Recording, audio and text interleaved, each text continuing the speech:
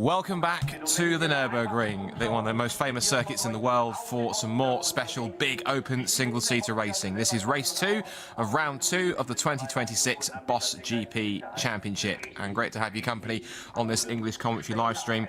Had an entertaining race yesterday, and sure there's going to be plenty of entertainment today, particularly as there's one particular car that's been taking all the headlines that we will finally get to see this weekend, at least today, because it has been up and running. It has even taken installation laps to the grid. For those of you who are following some of the coverage and following some of the news in the build-up to this event, you know exactly what that is, but of course I will let you know on that in a moment's time. Well, good morning. Good afternoon, good evening everybody, wherever you might be watching around the world on this stream. Scott Woodward here, once again delighted to guide you through all the action here. Boss GP competing as part of the ADAC Nürburgring Classic, a fantastic annual classic and historic event that takes place on the Grand Prix circuit. Again, we've had some great action from so many different classes of cars, of single-seaters, of sports cars and touring cars to give so much entertainment. Now we get to bring the fastest, loudest, noisiest and most exciting cars of the weekend back out for another play for a total of 22 minutes of racing. To make it clear, it's a 22-minute race in total length. The two F1 cars that we have in the race will race just for 15 minutes, or their classification ends at 15 minutes. But as we saw Ingo Gerschel do yesterday, he will go the full distance if he chooses to do so. But of course, he will have a playmate as well too. So, speaking of Ingo Gerschel, he was out doing some installation laps on yesterday morning, which allowed us to get a great onboard view of him driving the Toro Rosso STR1, powered by the Cosworth V10. And of course, who doesn't love an F1 V10 in that sense? And like I did yesterday, it's only fair, being a fellow petrolhead and motorsport fan, that it's wrong of me to talk over a V10. If we get a proper chance to show you that, we're going to do that right now. So rather than me talk over it, we're going to give you the full onboard once again. If you missed it yesterday, do enjoy this. And once again, I'm going to stay silent because it's absolutely worth it. Enjoy this.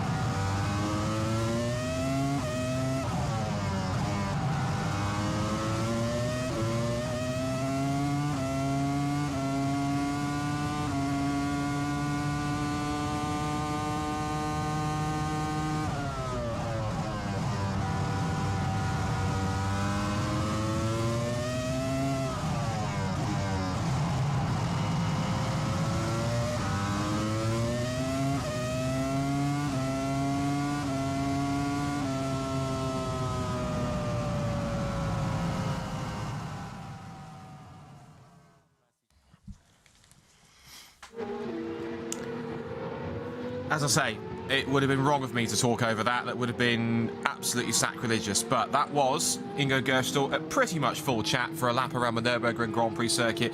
Proper driver cam in there as well. So, the field are ready onto its formation lap for this second race. Remember, 22 minutes total in length. The Formula 1 cars, I do say plural because there is a reason for that, a very good reason, will have a 15-minute classification in the race, but they will continue on if they choose to do so for the full 22 minutes. To quickly run through the grid for race number 2, it's based on the results of race number 1, which means that on pole position, it'll be Ingo Gerschel, but he will start from the pit lane for a very good reason, which I'll touch on in a minute. which is he's alongside Francisco Salvadini on the front row of the grid in his Dallara GP2 car, pole position in the Formula class. Then Juju Noda, who's the only open class driver in the Dallara T12, starts on row 2 alongside Samuele Colombo. Then it's Michael Fischer and Thomas Zeltner from Marco Ghiotto and Paul O'Connell in the World Series car. Then it's Stefan Isager-Sievold and Franz B, followed by Stefan Schow and Joachim Suhorsch, and then Stefan Miller in the BMW Sauber liveried Dallara GP2 car, Formula 2 car, will be on the grid alongside. Now, there are 2 pit lane starters due to be made if they're both making it in the race. One we know for definite. One, fingers crossed, we have is Jody Stadelman, who's going to be in the Formula Nippon G-Force G4 F03C. But the other car will start from pit lane. I'm pleased and delighted to say is the car that's been grabbing the headlines will start from pit lane, and it is going to be the Phil Stratford Williams BMW FW25. Now, Ingo Gerschel has elected, rather courteously, not to take the start regularly from the grid. You can see he's peeling off now because he wants to start from the pit lane with the Williams to make it a proper race. That's quite courteous, so we'll see how he gets on with that one. It now leaves them, Francisco Salvadini and technically Juju Noda on the front row of the grid together. So all the F1 cars will play together. We're all set for Boss GP race number 2 here at the Nürburgring. The red lights go to green, and we are underway at the Nürburgring straight away. It's side by side down the pit straight between Ingo Gerschel between Salvadini, in fact, in the white, blue and black GP2 car, but already diving to the inside state. Second has gone Simone Colombo. Juju Noda hits the front. A good start for Michael Fisher in the second of the World Series cars, but he's the World Series class leader. He goes round the outside of Colombo for second place. So from what was the de facto pole position, the Argentine driver Salvadini already down to 4th, behind Noda, behind Fischer, and behind Colombo. Wheel to wheel between Zeltner and Marco Giotto in the ex-Charles Leclerc Dallara machine. And also looking up the inside for Zeltner on the exit of the Mercedes Arena is going to be Paul O'Connell. He will move to 6th position. Now, I'm sure the cameras will pick up once they both leave pit lane, the 2 F1 cars, that being Ingo Gerschel's Toro Rosso STR1, and as we said, Phil Stratford in the very special Williams FW25, the Williams BMW, which has been run by Williams Heritage. As they head down towards the Dunlop curve for the first time. And this championship, we'll go through some of the classes as the race goes on, so we can tell you a little bit more about this championship as we go. And as we say, Gerschel should have started from the back of the pit lane with Phil Stratford. And I'll double check and see if also the Yogash team car of Jody Stadelman, the Swiss driver, also made the start, number 213 in the Formula Nippon car. We're focusing on the front runners in the main race. So, Noda leads the way then, from Fischer in second place, the World Series leader. Battle on for the Formula class lead between Simone Colombo and Francisco Salvadini. Now, they are teammates, but they also did come to blows at Hockenheim in one of the races, so they've got to be careful not to get too feisty amongst each other. Otherwise, it'll be a repeat of what happened in the opening meeting. They come out of the Coca-Cola curve and onto the pit straight to the end of the first lap. And Noda does, in fact, lead it then in the Japanese lady racer, up towards the Mercedes Arena for the second time. Fischer second, Colombo third, defending from Salvadini. Then it's Giotto in 5th position. O'Connell is 6th, followed by Zeltner, Isinger Sievold, Franz B, Stefan Schow, who's leading the Superlights category in the Lola T9150 Formula 3000 car. And then Joachim Seehorst and Stefan Miller. Ah, here it is. Wondered when it would turn out, but now finally, at least Phil Stratford's Williams BMW FW25 and Ingo Gerschel's Toro Rosso.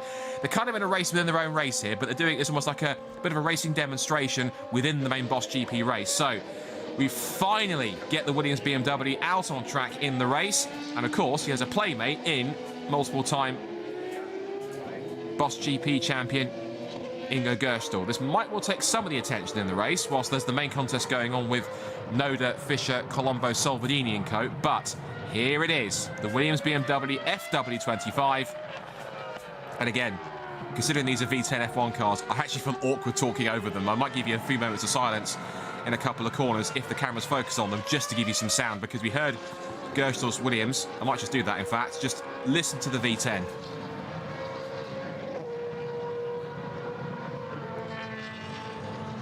I'm hoping the cameras will be a little bit closer, but should come towards the camera a little bit closer now. There is Stefan Schow, who leads the way in the Superlights category.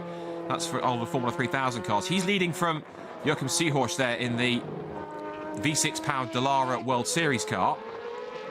As we come back to the fight here that's going on between Fischer, Colombo and Salvadini. This is a 3-car scrap for second overall. It's not for the interclass battle, because here comes Colombo diving down the outside into the hairpin, into the Mercedes Arena. Colombo confident enough to drive it round the outside. He's a little too deep into the corner. Fischer gets the up and under on the switchback. And now look at that Salvadini. He's powerful enough to go round the outside of Colombo. He is not afraid to pass his teammate in a move like that.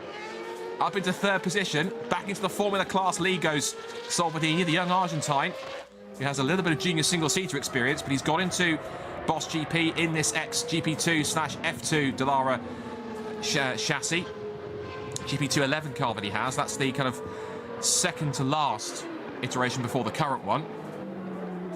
And now, Salvadini not wasting any time in latching onto the rear wing of the Red Rose Racing by LRT World Series car, the V8 powered T10, the 212.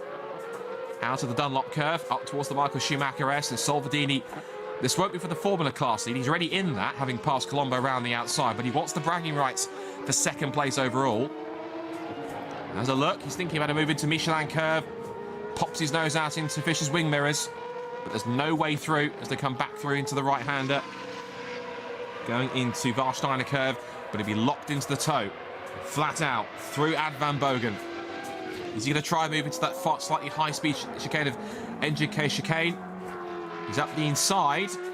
Fischer gives him the room, but holds on to the place also. You might have a dive into Coca-Cola curve. Fischer knows he can't go to the racing line because he knows that Salvadini will go with him. Gets good traction off the corner, out of Coca-Cola curve. Now locks into the toe, down the pit straight towards the hairpin at Haukhaken. Will he be able to squeeze past under brakes? He went round the outside once. He's going to do it again now. Salvadini not afraid to take the wider, longer line around the outside, but again runs too deep. Fischer has to give him the space for the first part of Mercedes Arena, but he defends, keeps it wheel to wheel, but Salvadini has now got track position. Fischer tries to squeeze him to the inside line, but he finds himself hung out to dry, and Salvadini gives Fischer no choice but to give him the space and the position. So that is now back into second overall. Still the Formula Class lead, but it is now Salvadini into second place overall. Juju Noda, meanwhile, of course, who is in her third season this year of Japanese Super Formula. The most recent outing was a handful of weeks ago at Suzuka, a double-header. She picked up some of her personal best results. She was a few drivers who was relaxing last night in the nearby pub, the Piston Klaus. She even left her mark there, like a little sticker signing with Juju on the roof. So that was shared on social media. Meanwhile, with our F1 cars, as you can see, this is Williams Heritage making their debut in the championship with the Williams BMW FW25. And I think Ingo Gerschel thinks, finally, I've got a playmate here. I've got somebody to race with here. It's more of a racing demonstration, but Phil is certainly trying to make the most of it here. And he actually does lead, in fact. Well, he does lead the F1 category. So this is now Williams versus Toro Rosso. We've not had that for a little while since it became Racing Bulls. But certainly, this is great to see two V10-powered F1 cars from the mid-2000s together on track. And how great it is that Phil Stratford and Williams Heritage have brought this 2003 Williams BMW to life. Again, I'm trying to find moments where I can just, for once as a commentator, pause talking, because I'm a racing fan as much as anybody else. I love a V10 F1 car, as many people do. And so I'm just finding pockets of moments in these races just to give the V10s that little moment to themselves.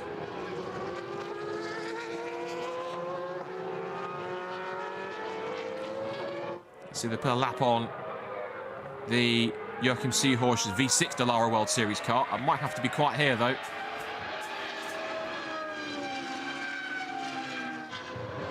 Yeah, that's more like it. I'm a fan as much as anybody else, so I can appreciate it. So back with our lead battle.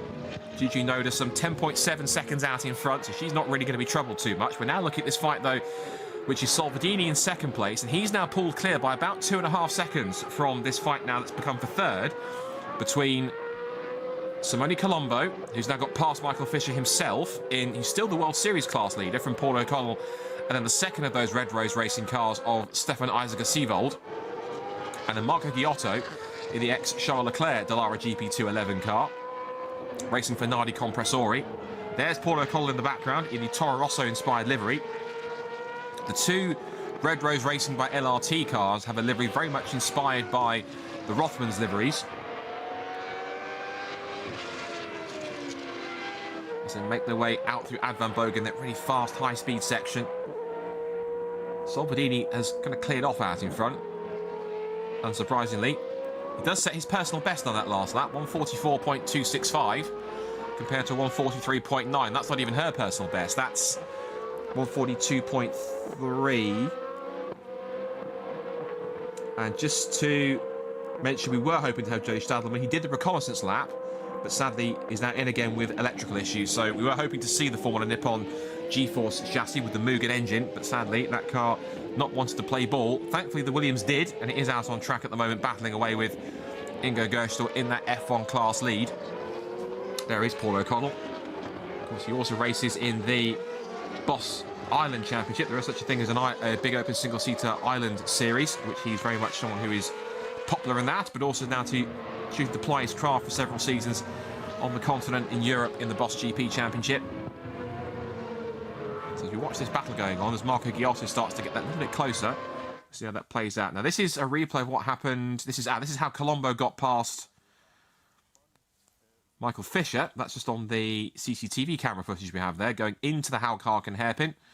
And then Fisher did try to catch back on the outside line, but then wasn't able to make it stick. And now he finds himself under threat from another of the Formula class cars, another GP2/11 chassis, that being Marco Ghiotto. I don't believe there's any relation to Luca Ghiotto, but I will check. Into Warsteiner curve, and now to that back section of the circuit that takes you all the way back to the pits. Paul O'Connell might have some company soon in the form of Thomas Zeltner in that silver and pink GP2 chassis. Meanwhile, Gigi Noda on a very casual Sunday afternoon drive here at Nürburgring, dovetailing this with her Super Formula commitments. She does prioritise Super Formula wherever there is a clash, because that is her main season, but she's getting a little more single-seater experience at this level. Gigi certainly trying to be as much of a chip off her father's block, which of course is Hideki Noda, former F1 racer for LaRousse a handful of times. And Gigi, of course, when she started getting into racing, she was one of those sensations where she was really becoming quite the young prodigy in the years coming up. Started karting age 3, did her first competitive debut at 4. She did her first single-seater win in the Danish Championship Formula 4 in 2020.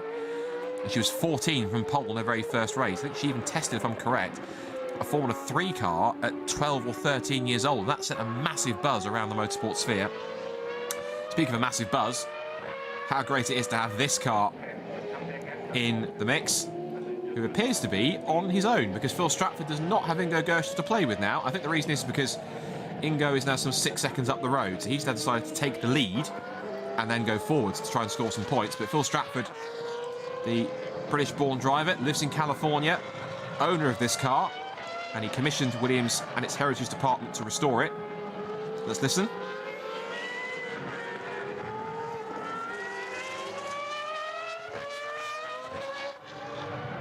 Just beautiful. And how great it is that Williams Heritage and Phil and everybody else involved have been able to not just put this car back together, but to do it with collaboration with Williams. They've had a massive... Jonathan Kennard, who runs the Heritage Department, has been an absolute joy to put this car back together. And to see it running, and to hear it running with that beautiful BMW V10, just great. Equally as beautiful sounding, this car, Ingo Gerstel, multiple-time Boss GP and Euro Boss champion in the F1 class. And as I say, find those little pockets to give you the V10 that doesn't have my voice over it. Into and out of in the mix. Should mention, being told by Keke from Boss GP, this is the first time he's driven this car in dry conditions, because the only time he drove this car was on Friday at the circuit in the wet. And of course then they had issues they had to try and fix to go into Saturday. They couldn't get them fixed for qualifying in time. It was a wheel bearing issue that then the Williams Heritage team had to go and find a local supplier of wheel bearings who actually made them specifically for this car. Imagine getting that phone call late, last minute. We need wheel bearings. What for? A 2003 Williams BMW Formula 1 car, and we kind of need them now. So you're going to be action stations, aren't you, to be open over the weekend to get that done. I managed to get that car fixed. The car was in good condition. They did a couple of installation laps this morning. The car was all good, and that meant they could then start from the pit lane and give Phil a chance to realise the dream of driving and racing this car in an event. And so he really is having some fun out there, even if he might not be winning the F1 class. Now, battle on here. This is for the World Series class lead, because Michael Fisher has been caught by Paul O'Connell. He's been slowly marching backwards down the order, and now O'Connell attacking to the outside line towards the NGK chicane. Thomas Zeltner, who's in the Formula class, he's in the silver and pink number That's the number. I'm trying to look at the number on that car actually. It's Thomas Zeltner in the Formula Class car who's just behind him. And Fischer going defensive. He goes to the inside line. O'Connell will have no choice but to go outside. There goes Marco Ghiotto in the foreground, but now it's wheel to wheel for the World Series lead. Down and under brakes, in towards the Hulk Harkin hairpin. And cool as you like. Again, Fischer keeps on being hoodwinked by that outside line. He tries to hold the inside, but every single time he's attacked at that moment, he always gets passed down at the hairpin. So O'Connell then relieves him with the World Series class lead. It's then him into the lead of the category. That's new for 2026. I should mention as we go towards the end of the time for the F1 cars, because they will come in, I think, at the end of this lap. Or at the very least, they'll be classified at the end of this lap, because they only run for 15 minutes, whereas the actual Boss GP cars will run for the full 22. So this World Series class is new for this year, because there was rising interest in these Dallara T12 World Series V8 cars, which there's a separate World Series class has been introduced. And that also includes as well A1 GP cars and Auto GP cars can also run in this class too. Specifically, this is for the Dallara T12 chassis that runs with the Gibson GK428 V8 engine, which is one of the best sounding engines out there, along with the Zytec style engine. It's expected this will also give the debut to the first Formula 2 car, which we did have the Max Cucurese last year in a Dallara GP2 F218, which is the first single-seater we've had in this championship with a halo. An upgraded version of the Gibson engine for the Dallara World Series cars, because the Gibson involvement with these improved V8 engines is a sign the series is attracting industry interest at a manufacturer level, so Gibson trying to get involved. Whilst I was talking there, Zeltner takes the position from Michael Fischer, which then puts him down into now 7th place, because he started lap 5th, was passed by O'Connell at the hairpin, and then Fischer's just driven backwards. So O'Connell now into that World Series lead and pulling away by a couple of seconds, nearly 3 in fact, by the time they come across the line. Interestingly enough, now the checkered flag would have gone out on the F1 race. So checkered flag will go out for Ingo Gerstel, another victory for him and the Toro Rosso, but at the very least as well, it's points on the board and a finish for Phil Stratford, so he gets the chance to really stick his first points on the board. And he's a veteran of the championship. He's been in it before. He's raced a Benetton in previous years as well on top of that. So he's no stranger to big open single-seaters or to Boss GP in its various forms. Gigi Noda, meanwhile, certainly learning her craft in big open single-seaters, particularly in Super Formula, but also this wonderfully prepared HS engineering machine. There's the board to signify the end of the F1 class race. Both of them have gone through. You can hear them in the background. Ingo Gerstel taking that victory from Phil Stratford. And how great it is to have Williams Heritage make their debut in the championship and actually get a race after all the problems that they had over the past couple of days. Now, they will continue. The race isn't over for them. It just means they can stay out for the next 7 minutes and just enjoy themselves and just have a good time, and just to entertain the spectators. Phil with a bit of a wave to Stefan Eisinger-Seevold. Thanks for that. And again, this is the last 5-6 minutes. They're just enjoying themselves, just out there with these cars. And why wouldn't you? If you have a car like this, you'd just go out there and drive it, wouldn't you? You really, really would.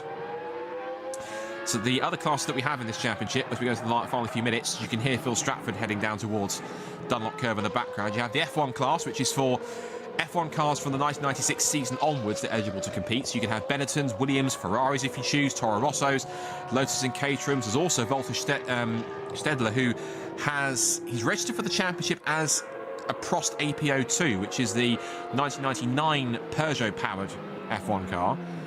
If that turns out later in the season, I'd love to see that and how that goes.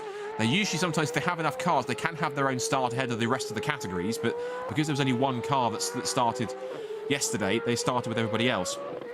The open class, which is where Juju Noda is in, that might be a slightly modified Dallara T12 chassis, but that's open for cars like the Lotus T125 and Rodin FZ, which are pretty much the same chassis, just only developed by different people at different times.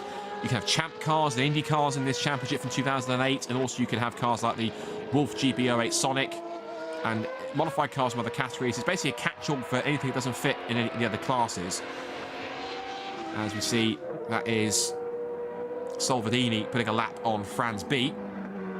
Full name not disclosed, I think, for his own privacy, but still enjoying himself. And Ingo Gerstel deciding to call time on his race early on. Whereas I think Phil Stratford might have carried on. Yes, he has. So the Williams is carrying on to give a couple of minutes of entertainment to the spectators. We talked about the World Series class. The Formula class is the biggest class by numbers in most rounds. It's for cars that raced in the Formula 2, GP2. You can also have A1GP, Auto GP, Super League Formula with the V12 engine. And also World Series by Renault 3.5 cars can run in this too. But the dominant car you usually have is that Dallara GP2 11 chassis, which is, of course, several years old. As Ingo Gerstel clambers out of his Toro Rosso STR1. And since the 2025 season, there has been a category for drivers under the age of 30, and pro drivers have a separate classification called Pro, mixed into that as well. There's also amateur and gentleman drivers remain in the Formula class. Then the Super Lights class is where you find less powerful single-seaters like Formula 3000 cars, like Stefan Schow's older T9150 Lola with the Cosworth DFZ engine. That's the oldest car on the grid. Got Seahorse's Dallara World Series V6 car, TO2, Stadelman's GeForce Formula Nippon cars, very different machines, all in the mix. But an overarching point to make is that the technical philosophy on this championship is intentionally open. It means there's no balance of performance, there's few restrictions on power and weight. As long as the safety is guaranteed in these cars, you're always looking for a good time. All the cars have to comply with FIA Appendix J Group E, Category 2 SS safety regulations, but within that, they don't artificially equalise the cars. What you get is basically what you see, and what you see is what the machinery generally does. So the qualifying caps are quite big, but that's down to the differences in the cars and also a difference in the preparation and the driver skill. But it's a great championship that's been going ever since the 90s, early 90s in its early roots. You used to get back in the 90s cars that were even only F1 cars that were 2 or 3 years old, if that, even younger in some cases, that weren't racing anymore. You'd get Tyrrells, you'd get Jordans, you'd have Arrows, you'd have all sorts of different F1 cars. I think Simtex used to race in this championship too. We've had a Ferrari or two in this championship, plenty of Benettons. We've had, of course, the Toro Rosso. We even had, of course, a couple of Jaguars. We've had Klaus Svart, who's been a legend in this championship. He's running his own Ascari F1 car. He's technically slightly modified Benettons, I think, if memory serves me right. People like Scott Mansell's been a great driver in this championship. Others who've been notable in this series too. And of course, Juju Noda, as you see here, who should be on her final lap of the race and of the weekend here at the Nürburgring. Getting valuable European circuit experience. She's been into the lower category formulas in other championships, but of course now at this level of racing these kind of cars. And doing these weekends of Boss GP, of course, supplements her Super Formula commitments, but it really does help her adapt to racing at this speed and at this level. The Super Formula cars do produce a lot more downforce. They have a little more power, I think, on that too. But of course, getting more track time is always valuable, always learning her craft. And one thing to remember as well in terms of her age for Juju, she is born in 2nd of February 2006. She's only 20 years old. She's been racing for about 5 or 6 years. So really getting plenty of experience out there. The clock has hit 0. She's going to put a lap on what looks like Stefan Isager Sievold's Dallara T12. And she might be the only one in the class, but she'll get some valuable points towards the open category when the championship goes next time out in a few weeks' time. Up towards the Coca-Cola curve for the final time comes Juju Noda. A very dominant performance. Oops, as Stefan Isager Sievold gets frightened as the weight, but as he continues to rotate himself, it is Juju Noda weaving to the line and takes victory for the 2nd time in the category, with Francesco Salvadini 2nd place and the Formula class victory as well. But Juju Noda is victorious, and Stefan Isager Sievold flicks up the visor and might have stalled the engine at the Coca-Cola curve, which means his race might have not even seen the flag. Oh dear, but that will be yellow flags down at the final corner. Here comes Franz B, followed by the man in 3rd place overall and 2nd in the Formula category. It's going to be Simone Colombo, who makes it a 1-2 for the team in the Formula class. And he'll be joined at the line by Marco Ghiotto, 3rd in the category, and the World Series win goes to the Irishman Paul O'Connell. Fine drive for him. He also holds off Thomas Zeltner, who'll be 4th in the class. And as the last few cars are going to come across the line, we've got a couple of laps back. That is the BMW Sauber liveried GP211 chassis, which is Stefan Miller, and also coming across the line is Michael Fisher as well. And I think we should have, if he's currently circulating, which I believe he is, still Phil Stratford. I can still hear the F1 car somewhere, but I can hear it in the background just there as well. It's great, but he's just in the foreground as well. You might want to hopefully see that across the line. Stefan Schow is going to come across and take another Super Lights victory in the Lola T9150 with the Ford Cosworth DFZ. And as you can hear in the background, Phil Stratford will complete his 1st race for him and for Williams F1 team heritage. There it is. What a treat that was to have Phil and the Williams BMW FW25 making its Boss GP debut, and a second place in the category. Now, as for Stefan Eisker-Sievold, he still hasn't restarted, so that will need a bit of recovery. Then we'll see a replay of what happened. So as Juju was about to come and finish the race, he just lost it. Got out wide on the exit of the corner, tried to stay out of the way of Juju finishing her race, and just looped it around and wasn't able to refire the Gibson V8. And that was his race, done before he even got to the line, so he didn't even get to take the flag. Which is a shame, but unfortunately, that's how it goes sometimes. So, second race of the weekend complete for Boss GP. We'll give you the final result on the timing screen. It is Juju Noda who takes victory in the open class and overall in the HS Engineering Dallara T12 chassis. On that side, with Francesco Salvadini in second for the Formula class victory, ahead of Simone Colombo and Marco Giotto. Fifth overall for Paul O'Connell. He wins the World Series category and gets a top 5 overall. For Thomas Zeltner in his GP211 car. Michael Fisher second in World Series, and Franz B third in that class as well. Stefan Miller is in the BMW Sauber liveried car. Then you have Phil Stratford, who came across the line. He was second in the F1 class classified, but the Ingo Gerstel, his race ended at 15 minutes. Followed by Stefan Schow, who won the Superlights category in the Lola F3000 car, from Joachim Seehorsch in the V6 powered Dallara World Series. Then Stefan Eisker-Sievold, who had the rotation up at the final corner and doesn't even make the flag. And Ingo Gerstel, who pitted at the end of the 15 minutes, having won the F1 class as well. And sadly, we didn't get to see Jody Saddleman in the G-Force Formula Nippon GF03C chassis with the Mugen V8 engine, but hopefully that car will come back out for the next time out when we see Boss GP. So before we quickly wrap up, just a reminder of where the championship will be next time out, what to expect. So in terms of the calendar coming up for the rest of the season, I'm going to find it on my notes here for a second, bear with me, I will close the show in just a moment's time. It's going to be Magny-Cours comes up next on the 3rd and 5th of July. There was meant to be the race at Assen, but there's some news on that coming up very shortly, I believe, on that side.